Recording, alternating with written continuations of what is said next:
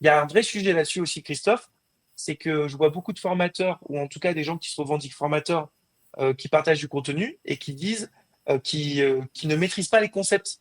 Donc, on voit que le contenu a été généré par IA parce qu'ils sont pas capables de le mettre en forme pour que ce soit propre comment dire, qui se approprie de manière sur la forme, mais en plus sur le fond, ils copie-collent des termes qu'ils ne comprennent pas. Par exemple, un terme qui était génial, je l'avais travaillé dans une école de commerce il y a 2 ans. J'avais des étudiants qui avaient utilisé ChatGPT en cachette et qui m'avaient mis dans un slide de responsable des ressources humaines, bienveillance.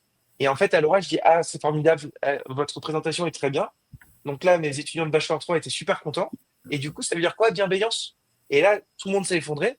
Personne dans l'équipe de 4 étudiants n'avait travaillé ces concepts du métier et ils ne savaient pas ce que ça voulait dire bienveillance. Bon, après, tout simplement, hein, ce que tu dis, c'est que justement, ingénieur pédagogique, formateur, bah, c'est un métier. Et que c'est vrai qu'aujourd'hui, il y a beaucoup de youtubeurs, il y a beaucoup de tiktokers qui se lancent un peu dans des formations et qui font ça juste parce que ça peut leur faire gagner facilement, soi-disant, du pognon. Mais derrière, bah, c'est un vrai métier, hein, ça c'est clair, hein, et ça s'apprend. Hein, voilà, tout simplement ce que tu dis, William.